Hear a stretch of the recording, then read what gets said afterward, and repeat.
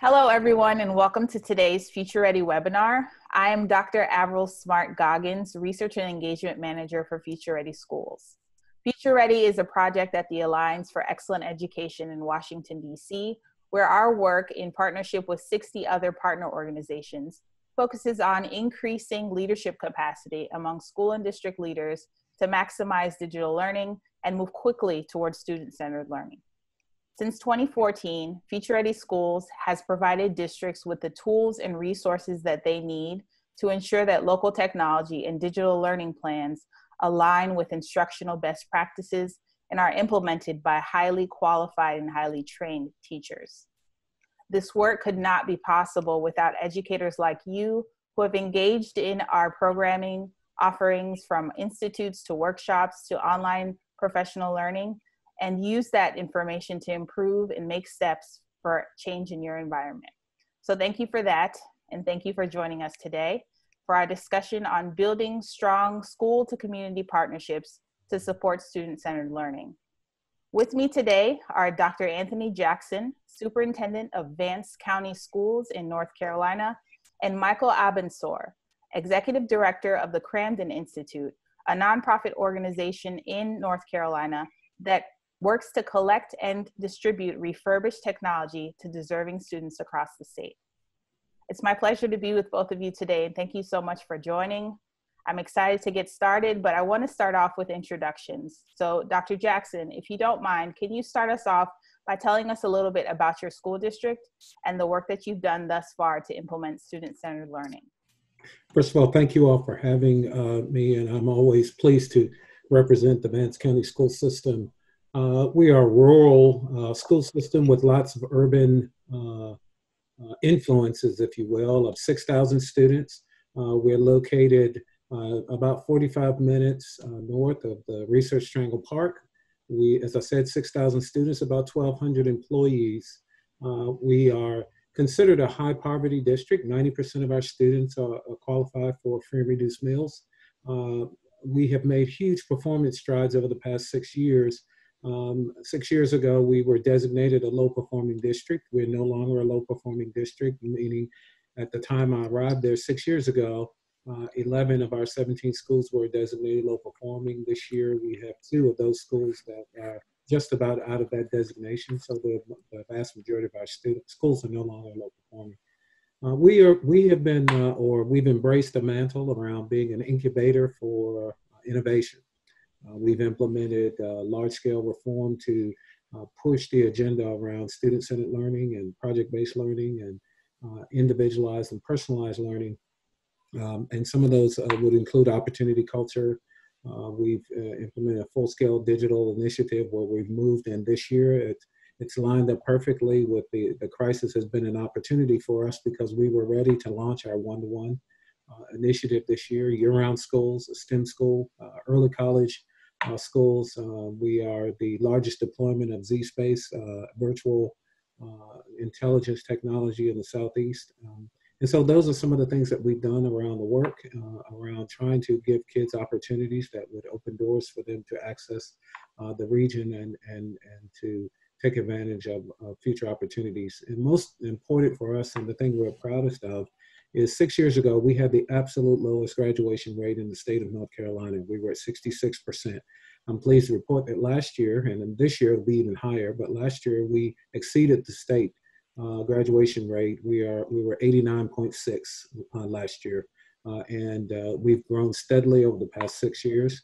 And we're really proud of that, which meant that our students, with one of the things we're proudest about is their access to opportunities to continue their education. So we've gone from about $3 million in scholarship for those students who graduate in Vance County to nearly $12 million this year. So we're excited about that. So. Congratulations, and thank you so much for giving us that great overview. I want to move on to ask Michael to do something similar and introduce the audience to the Camden Institute and your focus on supporting students outside of school. Sure. Thank you for having me and for presenting the Camden Institute. Camden's been around since 2003. We are a 501c3 nonprofit, and our mission is pretty simple. It's providing technology tools and training to bridge the digital divide. And what that realistically means is that for the first 10 or so years of Camden's Institute, we were a nonprofit computer refurbisher, and we still refurbish quite a bit of computer material. It's materials that's donated to us from companies, corporations, Fortune 50 companies, individuals, municipalities, cities, etc. We turn those computers around, refurbish them here in a warehouse, and put them directly into the hands of students who do not have a computer at home. It also go out to low-income communities, they go to other nonprofits. And we do this because we've realized over the years that having a device and having connectivity and having the knowledge on how to use that is critical. It's essential. You cannot function in today's society without having those tools. And annually, we probably do somewhere between 4,000 and 5,000 computers that go into the community across the state. We also train up to 1,500 people a year. And a lot of these statements I always put in parentheses, PC, pre-COVID. After COVID, we're still trying to figure a way forward. But just to give you an indication of the need out there, we were about to shut down operations, and we had a few days before we kind of went into temporary hibernation. We put just a simple Facebook post that said, hey, if you have a student in the Triangle and you need a computer, let us know. We have some computers ready to go out there. We received over 5,000 phone calls within the next 24 hours. Our phones were flooded. And again, it just gives you an indication of the incredible need out there for technology device, technology instruction. And it's not just for the student, it's for the whole family, right? And we've all seen it, and this is a great example of this. If you don't have a computer and you don't have an internet connection, you don't have knowledge on how to use those tools, you're not going to be able to do your work remotely. You're not going to have access to these opportunities in the first place. So our entire work is making sure that students and their families have everything they need so that they can connect in a 21st century society and to academically perform well and for their workforce perform well. Thank you. And we're going to talk a little bit more about some of the challenges that remote learning has surfaced related to access and opportunity for students outside of school to extend their learning. But before we get into those questions, I want to start off by talking about the role of school to community partnerships in the context of student-centered learning and provide a little bit of background on the ways that those relationships can be mutually beneficial. So both the family and the community are partners with the school in children's education and development. We know that. They have shared interests in and responsibility for children, and they work together to create better programs and opportunities for students to learn and grow. A few of the benefits of that relationship include improved school programs and school climate, family services and support being provided in and outside of school, and an increase in parent skills and leadership. These networks create a united front around high quality education for all students, and they really do help teachers to better connect the lived experiences of their students with what they learn in the classroom. So when parents, teachers, and students and others partner together in supporting students' education, a caring community forms, and students and their futures are better for it. So with that said, Dr. Jackson, I want to ask you about what does a healthy school to community partnership actually look like? And what role has partnering with families and local organizations played in your district in terms of programming and in terms of providing better student support? Well, first of all, I agree wholeheartedly with the prior statement, but I would say that those partnerships can't work if they're not integrally connected with all of those stakeholder groups you mentioned. Parents have to be a part of that. Community has to be a part of that, and those larger partners, whether they're community or business partners, have to be engaged in that work. So the first thing I would say is that those partnerships have to be mutually beneficial. And I think for a long time, we've asked agencies and organizations to come and support us and to say to us that we're going to do something for the schools. And I think the relationships have to be mutually beneficial for both the schools and the organization. What are they getting out of this as well as what are we getting out of this? The second piece of that is they have to be mission aligned. I really don't want a partner that's not aligned with the mission of our organization. Nothing that you can bring to me is that important that it's going to be contrary to the work that we're doing every day to change the lives of kids. It needs to be outcomes driven. what are we doing and why are we doing it? It has to line up with our why, so that if ultimately we're preparing kids to be able to embrace the things that are happening. One of my big passions is I believe our kids, because they live so close to the Research Triangle Park, they should be able to access the work and see that as a viable option for them in the future. So for me, the biotech world and things like that, what are they going to get out of it? So the outcome has to be that they have some level of exposure to to the opportunities that exist over there and in their region. And then it has to be embraced and understood by both the internal and external folk that this is a mutual partnership. It can't be, oh, those poor kids, we're doing this for them. And it can't be, oh, we're going to take advantage of what they have. This is a toy store, a toy store for us to get stuff, because I think we've had enough stuff. We need to translate that stuff. And then finally, I think it needs every partnership. I tell my staff this: every partnership has to be a catalyst for other partnerships.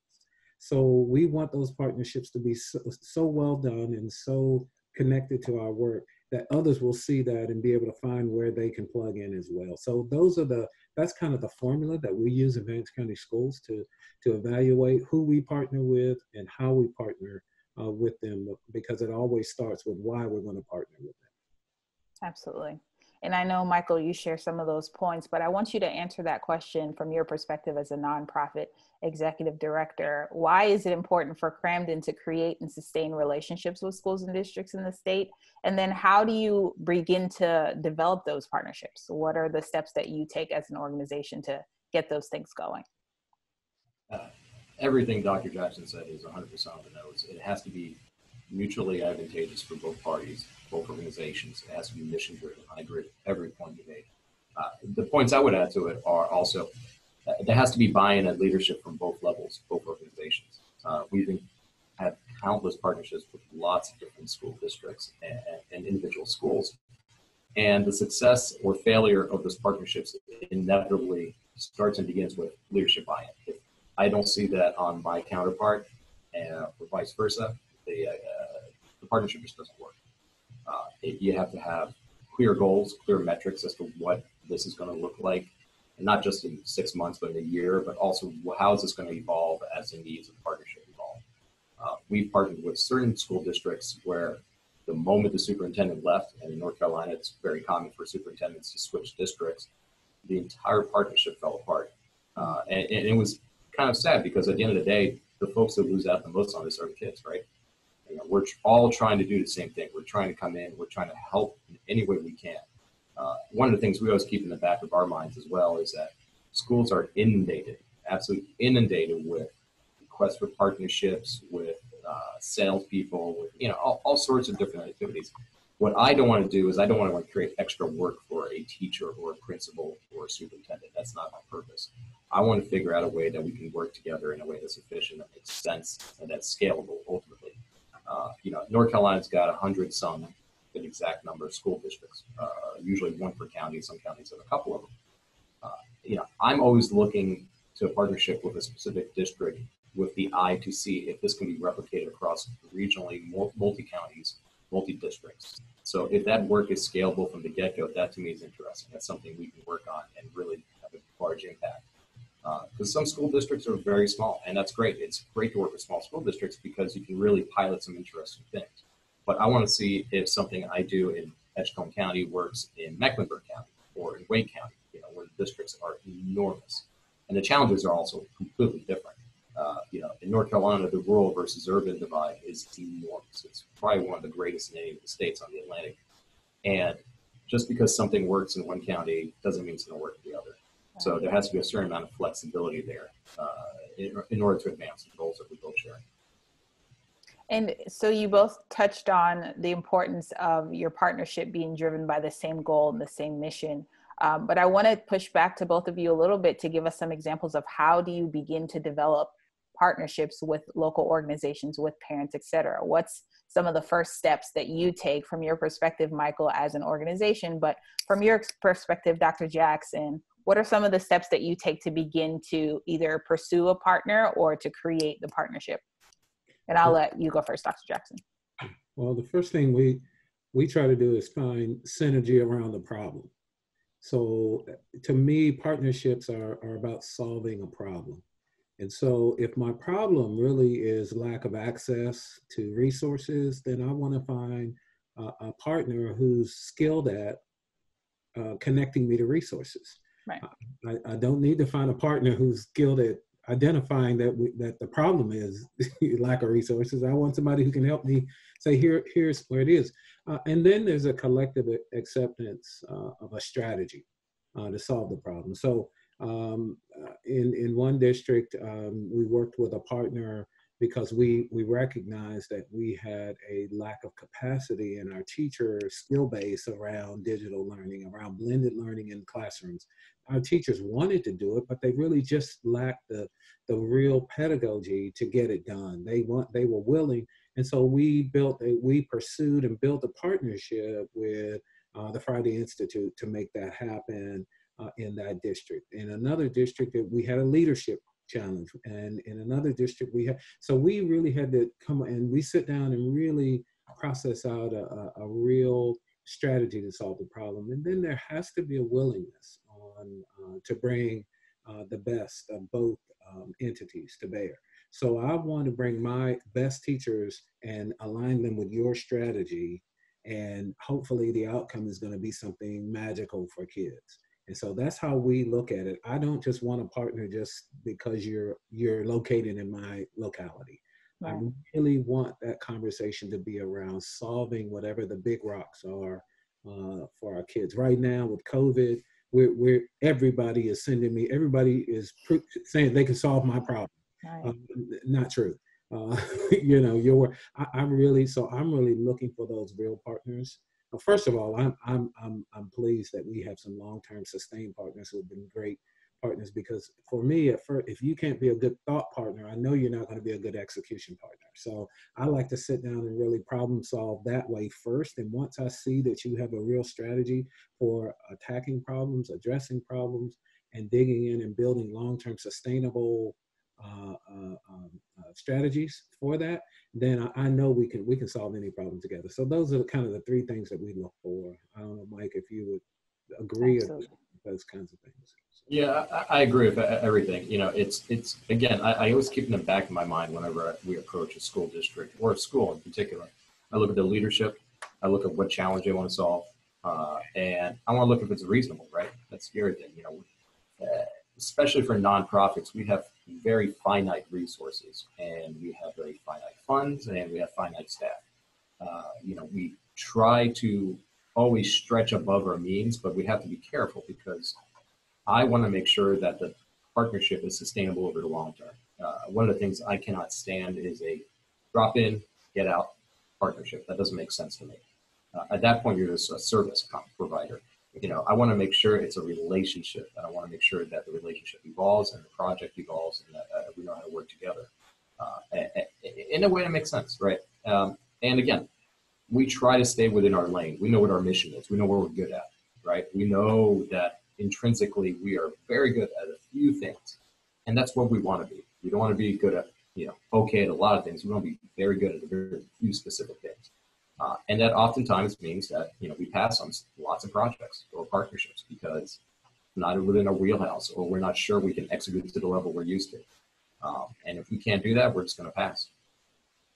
Awesome. And you guys touched on some really good points. I like the way that Dr. Jackson, you staggered it first from developing a problem that you all share and that you're both willing to work towards solving. And I like Michael's addition of making sure it makes sense for your organization, right? So not attempting to solve a problem that you know that your organization is not equipped to solve.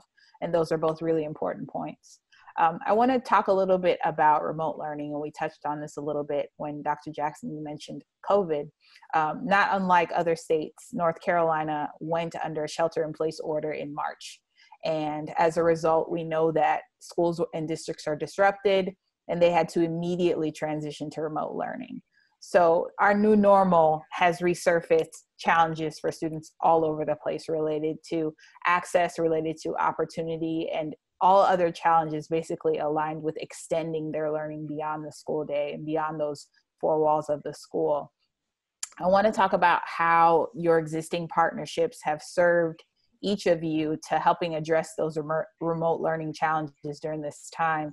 Starting with Dr. Jackson, how do you call on your community to support student learning during school closures? What are the ways that you've leveraged your partnerships so far? And what are the ways that you're thinking about carrying forward those partnerships in the future to continue some of the work you're doing now? First of all, I'm going to say I think we were uniquely positioned in Vance County because we had started this conversation about anytime, anywhere learning 3-4 years ago, and so we had begun to build partnerships with foundations and philanthropic groups around training and supporting the professional development of teachers, so that while we had kids, we were trying to look at how can we provide blended learning for kids? How can we extend learning beyond the schoolhouse and provide opportunities for kids to learn at home, anytime, anywhere, using every tool at their disposal. In our community, we had begun the conversations around extending broadband and making sure that it's available. If I have to drop a parenthetical something right here, it would be that to me is the biggest challenge that we're having. Absolutely. It's not going to be devices. While I believe that the device issue can be solved, that's a manufacturing issue. The broadband issue is a wills issue. It's a moral issue to me, and it's much like water and electricity. And one of those things, we've got to begin to see that as a requirement for anything we build, a requirement for any part of our community, that broadband is as essential to a family and to a student and to our existence as water and electricity are to a home. So that's kind of my soapbox over there. But I would say to you that once we have done that, we had thought partners around that work. We were already uniquely positioned to do some of those things. And then we realized that we had to have a strategy that encompassed all of that, understanding that we had some kids who were on a spectrum for remote learning that would say that they could have access to a device and broadband all day long, all the way to kids who had nothing. And so we had to develop a strategy and a framework that would support that. And so we were, again, working with our support partners to do that, so that we had the ability to provide every student with a device, but we also had the ability to provide students with a device with the resources on the device, as well as a hotspot, as well as those things. So we have partners already lined up. Friday Institute was one of those partners. We have Lenovo as a partner with us on devices. We have we were one of the state offered the opportunity for us to engage in putting hotspots on buses and putting them in remote parts of our community. And we, as I said earlier, we've been considered one of those incubators for innovation. So people know that as a district, we are good implementers and good finishers in those kind of pilot projects. Our issue is going to be the sustainability and keeping those things going, because we're very good at it. But because of the resources available to our community, we don't have the resources to sustain beyond when those grants and things run out. So those are some of the things. Those partners have been very upfront with us. They've been honest, much like Michael indicated, around saying what they can do and can't do. So we've had to cobble all of them together to build a collaborative strategy. And the good news is that because all of our partners are mission driven, and align with the work that we've been doing, it's been very easy to connect them on our behalf, because they all recognize what we're doing. So I think we've been able to do it seamlessly, but I believe the huge challenges are out there. And the one thing, and again, I'll stop after this, is that I believe the challenges in the larger districts and the challenges in the smaller districts are equal. I think some of the smaller districts were able to make the shift a lot easier. Right. Some of the large, because of scale, that's one thing, but also I think because we never, we've been talking about digital learning and remote learning and personalized learning forever, but our first big stress test, and quite frankly, I think we failed. We weren't ready, and so now we have to think it through and do some things differently. But our partners made the work a lot easier for us. That's awesome. Yeah, I think this process, this school closures and shelter in place has really been a stress test for a lot of districts, and they are quickly making adjustments and definitely learning along the way. And it'll be a test as to how much we've learned when school reopens and how we change and transition the way that the business of school, I'll say. Um, Michael, in a similar way, I want to talk about from a nonprofit organization, how has shelter in place adjusted the way you function as an organization, and what did you do? What are the differences in the way that you operate now as opposed to prior to shelter in place? It's probably a shorter list to talk about the things that haven't changed. All right. Been it's been topsy-turvy. I mean, there's no question about it, right? And we're not alone, obviously. Everybody's in the same boat trying to put against the current. But for us, we're a small nonprofit. We have 10 full-time staff. We have a couple of part-time staffers as well. But the most important part of our operations, and what is really the heart and soul of Camden, is our volunteer base. 2,000 volunteers that come through our doors every year, as well as countless corporate donors and supporters that we do corporate events with. Those are tens of thousands of man hours to refurbish, to help, the logistics and the processes, and that's evaporating. So we've been very careful about, doing a very staggered reopening on our schedule, not the state's, not anybody else's. We're doing our schedule, but we understand that, at the same time, our mission has never been as much in need in this current context as we've ever seen, which is kind of a shame because we've been talking about the homework gap. We've been talking about digital divide for decades. And everybody's like, yeah, sure, we'll get to it eventually. But it was low on the list of priorities. And what COVID did more than anything else is rip that illusion right off, right? Because all of a sudden there's 1.5 million students in North Carolina, and all of a sudden they're all learning from home. They're all remote learning. And then at that point, we started getting inundated with requests for devices, requests for partnerships, requests for, well, who works here? What ISP works in this area? Or what ISP works in that area? So it's, unfortunately, our work has never been more important, but it's also never been harder for us to fulfill as an organization.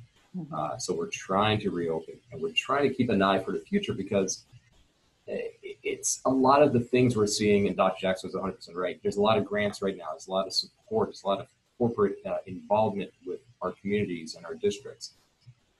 I'm very curious to see what happens when that goes back, when we go back to normal. I'm, kind of a pessimist on this. I think a lot of it's going to evaporate. I think a lot of the efforts we're doing right now, as much as I'd love to see them sustainable for the long term, I think they're going away.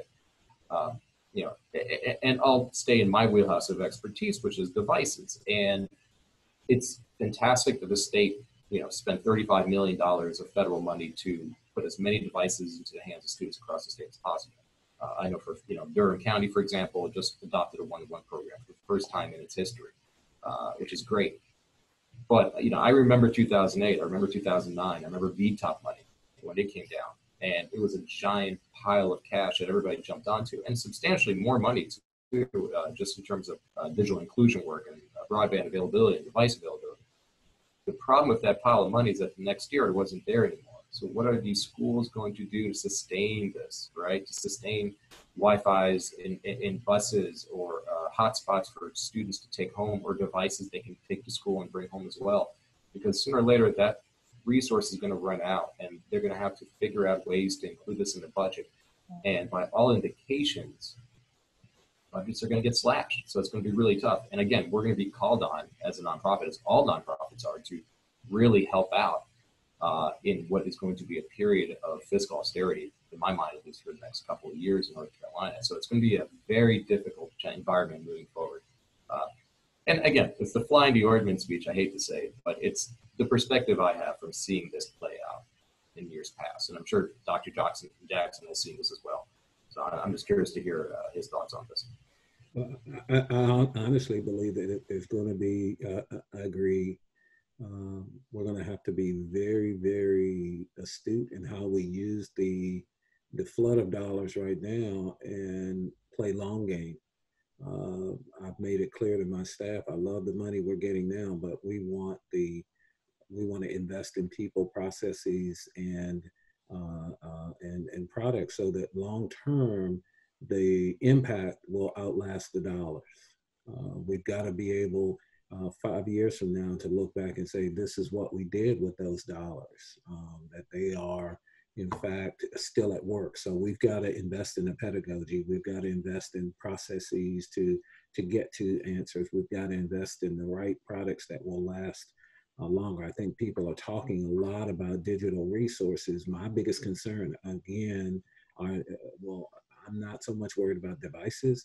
I don't think we're talking enough about connectivity, and I don't think we're talking enough about digital resources, the actual content that actually goes into classrooms, and how we're going to upfit our teachers with the skills to shift from what they know, what they do every single day, to align to an individualized learning plan for every single child using those instructional resources. I just don't think we're talking enough about that. And quite frankly, I don't think we've made the investment over time. And I think that's going to be the next hill we're going to run into. Right now, the hill we're into is connectivity and actual devices. I just again, so I've also often said, if we're not in education thinking like the medical profession, I continue to say we should have a digital device stockpile, much like they had for ventilators and things like that. We should not get caught ever again not having enough devices for kids. That's shameful to me. We know how many kids we have, and we know what it would take.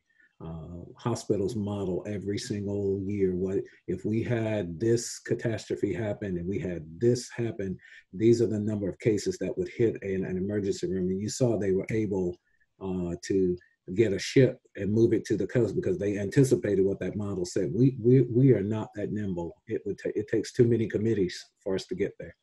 Mm-hmm. Right. And I'll use this opportunity to talk about Future Ready Schools framework. One of the components of obviously our discussion is community partnerships, and that's one of the gears in the framework. But we also talk about robust infrastructure, curriculum, instruction and assessment, personalized professional learning, to your point, Dr. Jackson.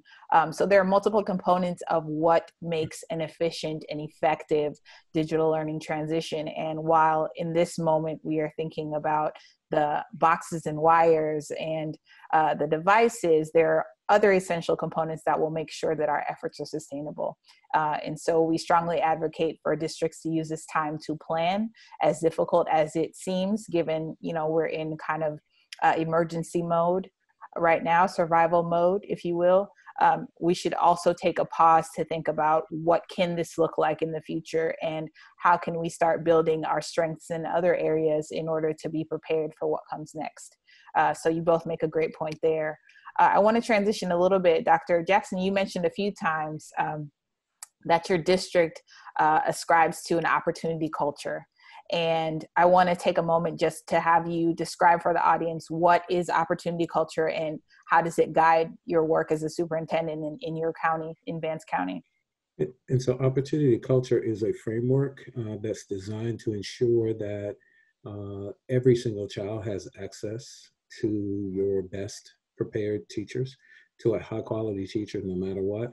And as I told you, Vance County is a rural district outside two very high performing, highly resourced districts. We sit in probably the most competitive area for teachers in North Carolina. I compete with Raleigh, Wake County, Durham, Chapel Hill for teachers. And so it makes it very difficult when they can pay teachers in terms of local supplement 3, 4, sometimes 5 times what we're able to pay them in supplement. And so it means that there's a constant churn and transition of teachers outside of my classrooms going to those districts when opportunities present themselves. We recognize that that's a part of the work, but we wanted to find ways to keep our best teachers in our classrooms. And what we found was the only real nugget we had to offer was to promote them. I don't ever call it up, but to promote them out into an administrative role.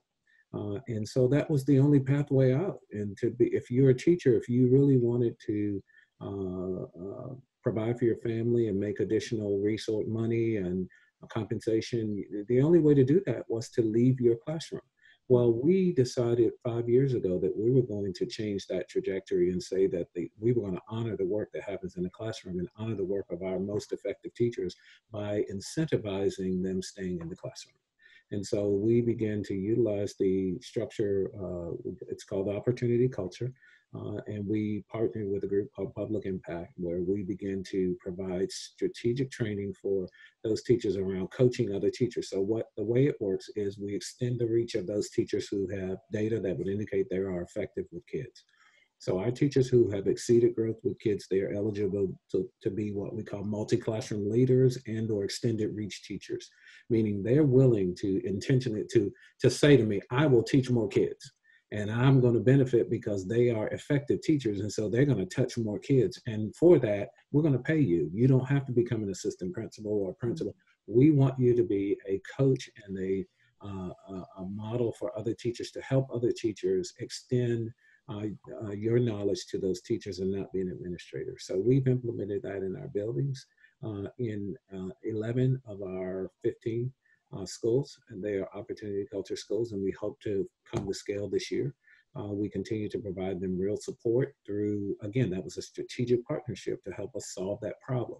And so with Public Impact, and then on top of that, the new leaders training for the principals to understand that they can't use these people as administrators. They have to then embrace a coaching model and a philosophy to do that. And so as a result of that, we don't have conversations in Vance County about class size anymore. We don't have, because we have an extended reach teacher who says, I'll teach 30% more kids on purpose. Give them, they ask for them, but we compensate them. They can make 20, 30, 40% more on top of that, doing what they came into this work to do, and that was to teach kids, and they've proven to be effective doing that. And so we do that. So it was a partnership to solve a problem. We did. It builds internal capacity for us. It extends the reach of good teachers. It provides professional development for those teachers, and it's helped us keep those excellent teachers employed and staying in Vance County. In fact, we have people who have left the principalship in other districts to come and be multi-classroom leaders or extended reach teachers, because that's why we all came into the profession, to teach and impact children. So it's been a win for us. Right. And so, Michael, in our previous conversation, we talked about a similar kind of opportunity culture that Cramden has adopted by extending your programming beyond distributing refurbished computers. So tell us a little bit about the types of programs that you offer beyond the distribution piece. Yeah, and COVID has kind of upended a lot of these programs, obviously.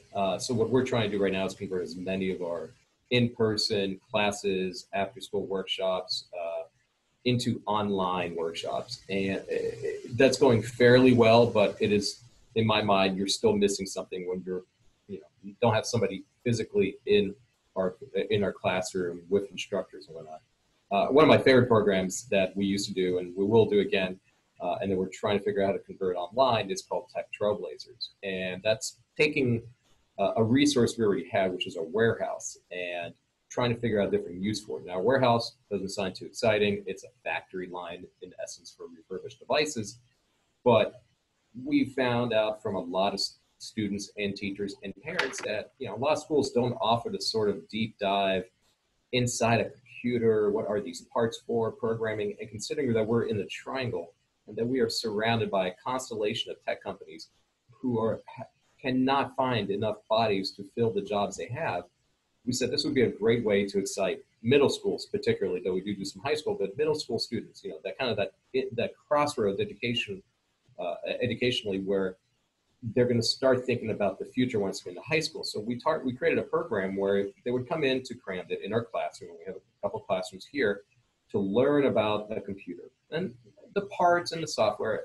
And that's exciting, but then we transition into the warehouse where they actually put their hands on these parts, thousands of them, right? It's a geek paradise back there, and I say that endearingly. And they take several classes to learn about different components of computers, different programs, how they run on a computer, how all the parts talk together. The most interesting aspect is the capstone at the end of this is that they take all that knowledge and all that learning that they've taken over several different sessions, and they will build their own computer from parts and take that home with them. And it's a fantastic program. Schools love it because we offer something that they would love to offer, but just don't have the exact resources that we do. We love it because we're providing schools of service. We take low-income kids who have been told their entire life, don't tear that apart, don't break it, don't mess with it. We want them to do those things. And we hope it activates in them an excitement for a possible career in a tech field. And in some of these classes, we'll bring in speakers from tech companies. And they're not shy. They'll ask, how much do you make? How did you get there? They want to know the concrete steps. And so for us, it checks a lot of boxes. But again, right now, we're just trying to figure out how we can extend our current programming further away from in-person, just in response to COVID and the pandemic. I'm pretty optimistic eventually we'll get back to normal, but in the back of our mind, our programs need to serve a cause. And that cause is not simply, here's a computer, here's this. We want them to use it as a tool for either in their career or for their schoolwork and their academic performance. So that's kind of informs all the things we do here at Grandin. Awesome. Thanks for sharing that, Michael. And I want to use this opportunity to pause and remind our audience to follow the conversation on Twitter using the hashtag FutureReady. We want to encourage you to keep asking questions and learning from each other about this topic. And I just want to take a moment to get you to do that so that we can keep the conversation going. Continuing along that same note, I want to talk a little bit about, Dr. Jackson, about community partnerships and how they benefit teachers and school level administrators to provide wraparound services. And so during this time, we know that in addition to COVID, there are a lot of other social justice crises happening in our nation and in our communities that are affecting students' social and emotional learning and their abilities to cope and their abilities to manage their environments in this time, in addition to trying to engage in learning outside of school. So I want to ask you, what partnerships, if any, do you have in place to support students' social and emotional needs? And then what are some ways that school districts can generate partnerships around psychological support and well-being support for teachers and students outside of school? And so these are trying times for our kids. COVID had presented a huge challenge, and then a lot of the social unrest right now in our country, I think, is creating challenges not only for our kids but for our adults. So we're trying to work to make sure that, one, our kids remain connected. I am concerned about the disconnection of kids, and I'm also concerned about the disconnection that's happening around the adults. Because I think while we have a school behavior health team that we have maintained throughout this entire process, they meet pretty much daily. We've created a process for our kids to check in, for our adults to check on the kids, for our community resources that were in place, our community-based agencies that support us. We have what's called JCPC, our Juvenile Council for the Prevention of Crime. We work with them. We're working with our faith-based groups. And I honestly, I want to throw the challenge out to our faith-based communities. I know that our churches are not meeting, but you could help us meet the need through a lot of telesupport, through a lot of digital support, through just like we're doing now. We've got to become more comfortable just checking in. And just asking the question, how are you doing? Not that we're going to provide any service, but I think one of the greatest things that we can do right now is extend ourselves to one another and just ask, how are you doing? Because this is unprecedented for most of us. And I think a lot of people, I'm concerned about my staff as much as I am my students, that we have a lot of adults who are suffering in silence. They're facing, we have unprecedented job loss. We have unprecedented, those are adult issues. And here's what I know. Everybody keeps talking about coming back to normal and getting back to normal. Back to normal is not going to be normal. And when we get back, we're going to have to provide as much support, I'm afraid, for the adults to address and to return from the trauma than we are, or as much as we are for kids. I have adults who have lost family members to the virus. I have kids who've lost family members to the virus. And so we're really having to have different conversations about what social and emotional support looks like in schools. And it can no longer be a counselor in every building. It's more than that. I think we're going to have resources that are available after hours. We're going to have resources that people can tap into confidentially because pride is still very high. Mm-hmm. We don't want people to know when we're weak. We don't want people to know when we are not at our best. And so we have to find ways and avenues for them to do that. I think we're going to have to find ways for kids to, even our youngest, to be able to tell us, I'm hurting and I don't know why I hurt. Because, before, if somebody was mean to me, yeah, I know they're mean, but right now I'm feeling bad and I don't know why. And so I think we're going to have to figure out ways to support them through that. I'm a big proponent for counseling. I think we're going to have to be more flexible with the use of state resources. I'll take that opportunity to plug that.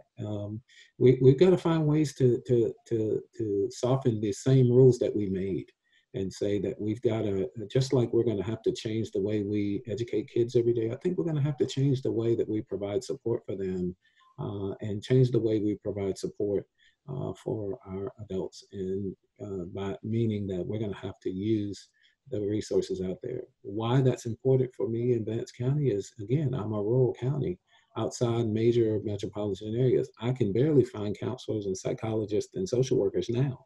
So I have to be able to use my resources to maybe do counseling and telemedicine in those regards, so, or my kids will be further isolated. And then the last group I want us to really remember is that we have a high number of kids who are homeless. And I think we forget about them. They don't have digital access. We've not had contact with them. They're moving from hotel to hotel. And we've got to develop systems to be able to identify and find those kids. I'm sending social workers out, and I applaud my social workers. They put their masks on and they go find these kids, and they're keeping up with them. But that's not something that we're talking about, because we've got a whole segment of our population that through COVID, they become invisible. And if we're talking about social justice and we're talking about making sure that we're doing the right things morally, then it is our moral responsibility to make sure that the least of them are taken care of first. And I think while we argue about those things about grades and who gets what, I want us to be arguing about what are we going to do for those kids that have become invisible as a result of the virus. And will pop back up on the scenes when everything's over. So, me, I will get started on the social justice. I know. And this is why it's so great to have you here talking about that, because you're right. That's an issue that we don't discuss as much as we should. And Michael, I know that Cramden doesn't necessarily provide psychological support or social emotional support, but in order to take advantage of the things that Dr. Jackson just mentioned, telehealth and telecounseling, an adult needs to have some digital literacy skills. They need to understand how to use their device and their access to the internet for those purposes. And I know that Cramden has had in the past programs where they provide digital citizenship training for adults. And I want you to talk a little bit about those and how you've seen those benefit your relationships with the community. Yeah, and I do want to echo Dr. Jackson's last point about homeless students. It's a topic nobody ever really discusses, and it's a hard problem when you think about it, but it's something we all need to tackle because it could be as simple as here's a Wi-Fi enabled laptop or tablet, and that's what we need to get to them, and it's a very hard population to work with. In terms of what Cramden's done in the past, anybody who works in the digital inclusion community, right, and that's what we call ourselves, digital inclusion practitioners. Digital inclusion is incredibly important because it's not just having the connectivity and the device and the relevance and how to use those things. It's also learning how to be a good digital citizen and to be able to find those resources effectively and quickly and use them for what you need to be. So we've done lots of classes for adults, digital literacy classes. So we teach them not just how to use a computer, but also, hey, stay safe on the internet. Stay away from these websites, or this is how you figure out if this is something that's beneficial or true or not.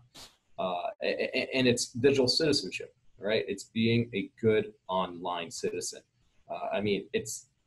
I have two children, they're school-age students, and we get lots of teenage volunteers in here. And the internet is a swamp. It is an absolute swamp with no guidance. And it's frightening to me because especially some of our seniors, they've never grown up with devices or being online as much. And for them, it's a cause of anxiety and stress. And there is no more important time right now in the nation's history that I can think of for seniors to be more connected, but they're the most disconnected. Not just physically, because if you're in a nursing home, you can't see visitors.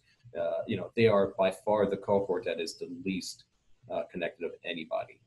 Anytime you slice the digital divide up, seniors are first and foremost. So it's anything we can do to enable them to get on the internet, to know how to use it, and use it in a way that they're comfortable with and that they can go for their goals. And these are, again, it's part and parcel of our mission. The computer to us is just a means to an end. That end is for them to use whatever knowledge and resources they can have to better their life and their community. And it's something we see every single time. And it hurts me because right now we're not conducting any classes. Everything's on pause. And unfortunately, when you're talking about doing digital literacy classes, it is literally the butt in the seat has to be taught by an instructor. We can't give somebody a laptop and say, okay, we'll meet you on a Zoom meeting at 8 o'clock tonight. They're gonna look at me like I'm speaking Martian. They don't know what those words mean. So we have to be there with instructors and teacher assistants to really hold their hands and make them as comfortable as possible. And that's the kind of work that we really want to keep doing as much as possible going forward. Okay, and so given the circumstances both of you have just described, with the students who are currently invisible as a result of COVID, with the students who are currently not supported as well as they should be, and the challenges that our senior citizens are interacting with currently with access and limitations in their ability to use the internet, where would you advise organizations or districts to start in terms of creating partnerships moving forward? Is there a type of organization or an area or a themed sort of partnership that they should start with first when we talk about moving forward with school and not going back to normal, but reimagining what school should be like? Where should they start? So what I say often is our kids are going to need. We have a strong mentoring program in all of our schools where we connect them with adults in the community. But I think we're going to have to rethink how we do that, and I think we may even be able to expand that around e-mentors, where people learn to do it digitally, reach in just like we're doing right now. I think we're going to have to become comfortable being uncomfortable with this format of communicating with one another. And so as we do that, I want to encourage people, and it's so easy now, I can mentor 5, 6 people Right. easily and just have conversations. I think we have to give kids portals and pathways to have good conversations about where they are, what they need, and what they're doing. I think we're also going to have people who are going to be role models in this work around partnering differently. No longer will partnering only mean that you come to the schools or that you give us something. Partnerships may well be that we are thought partners around solving problems only. That, I listening to the work around the program in Cramden, I've thought about that a lot. And how do we give kids a touch point around these careers and opportunities that they ride by every day, and they have no clue what that really means. And so we've got to open those doors for them. And you can do that virtually. I think we're going to have to really, every organization out there is going to have to really talk about how can and I think you can expand my connection with kids in schools using the digital resources to really make sure that first kids are okay, that I've built relationships with them, but then also to expand their reach, most importantly. So.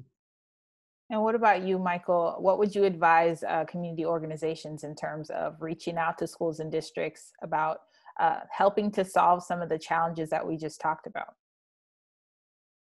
It's a great question because you can approach it 1,000 different ways, right? For schools in my immediate periphery, so here in the Triangle, for example, we have a lot of schools who are incredibly lucky in terms of the resources they have. But in the shadow of those schools are entire communities that don't have equal access to those resources. And to me, it's a marriage of resource and opportunity. And as Dr. Jackson said, I mean, there are more companies here doing tech, bio, incredible work in some of the highest fields in the world. And yet there are entire communities that don't have access to even knowing what the pathway to success is for those things. But North Carolina is luckier than most. You know, there are some great statewide organizations that only help with putting schools together with businesses so they can have a dialogue. For North Carolina Business Council on Education, for example, is one of them. You know, My Future NC is another.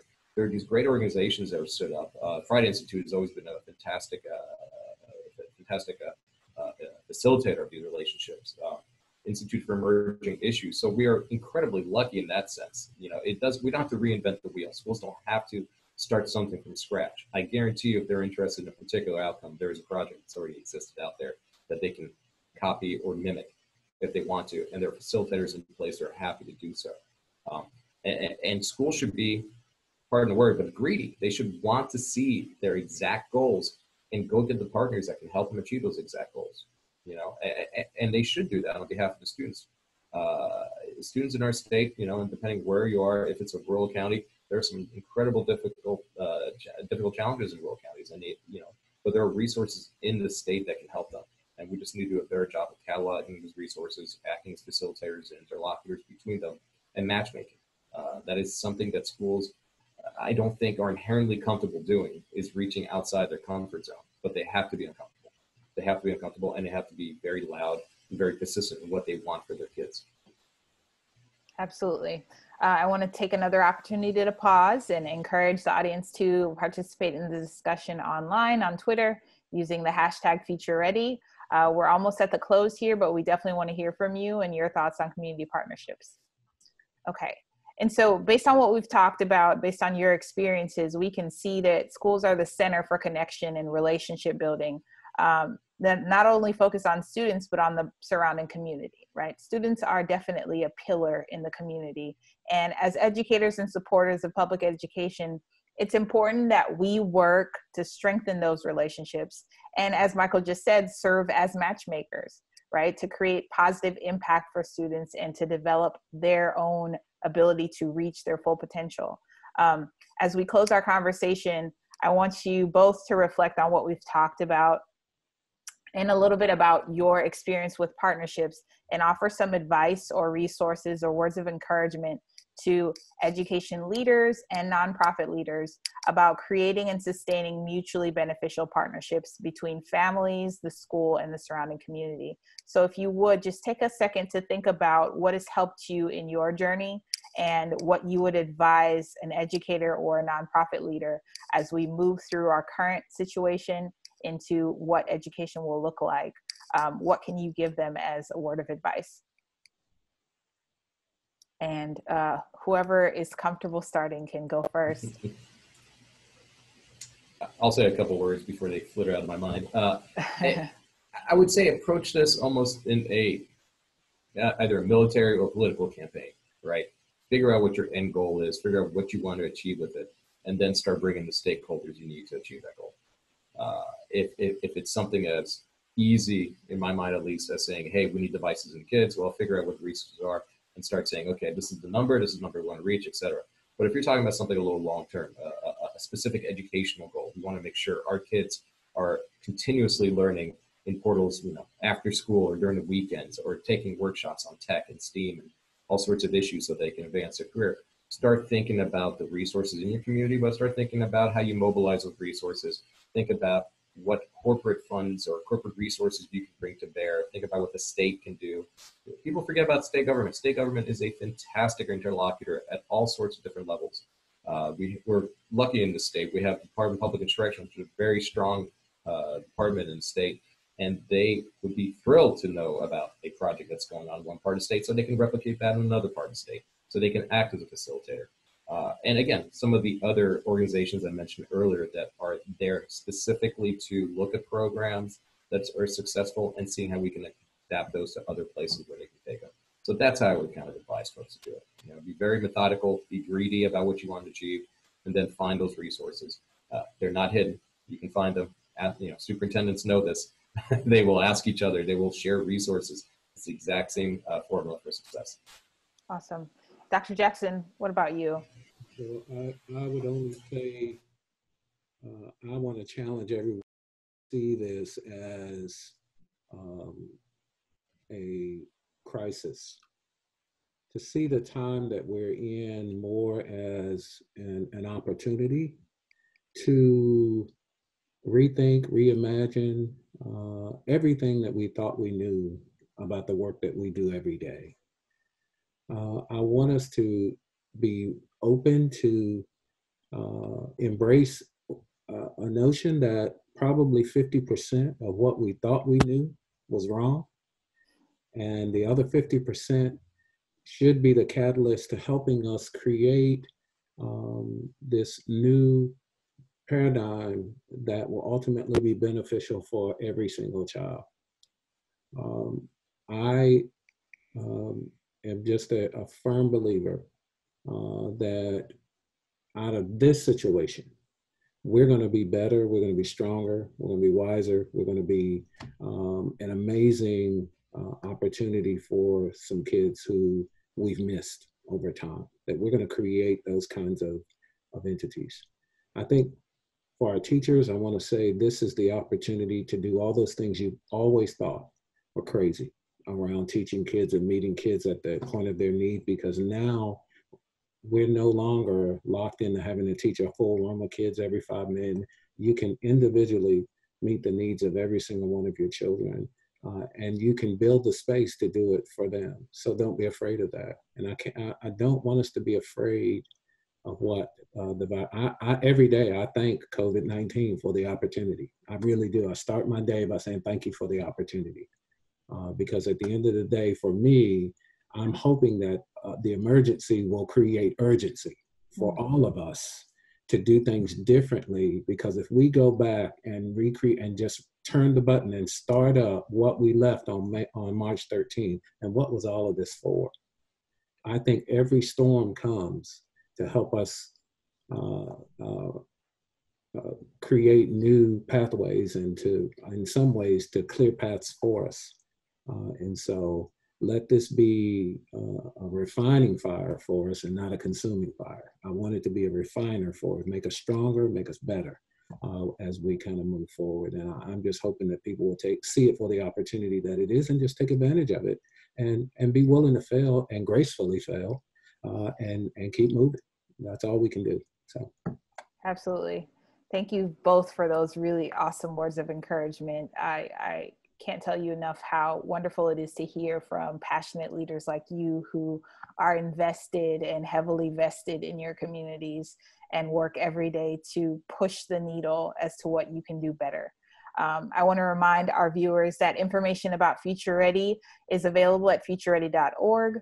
We encourage and challenge district leaders across the country to join our over 3,500 others to sign our pledge and commit themselves in their district to student-centered learning. I also want to encourage our viewers to tune into our podcast series, Leading Through Unprecedented Times, to hear from other education leaders from across the country about their successes and challenges with implemented student-centered learning. As always, we are actively working to provide you with more relevant, practical, and up-to-date resources, so please stay engaged. Thank you so much, Michael Abensour and Dr. Anthony Jackson. You were both a pleasure to talk with today, and I look forward to other opportunities to engage with both of you. Don't forget to connect with us on Twitter at Future Ready and at facebook.com/Future Ready Schools. If you missed it today, we missed you, but you can watch an archived recording of the webinar at futureready.org/webinars. Thank you again for joining us. I really appreciate it, and stay safe and have a great day.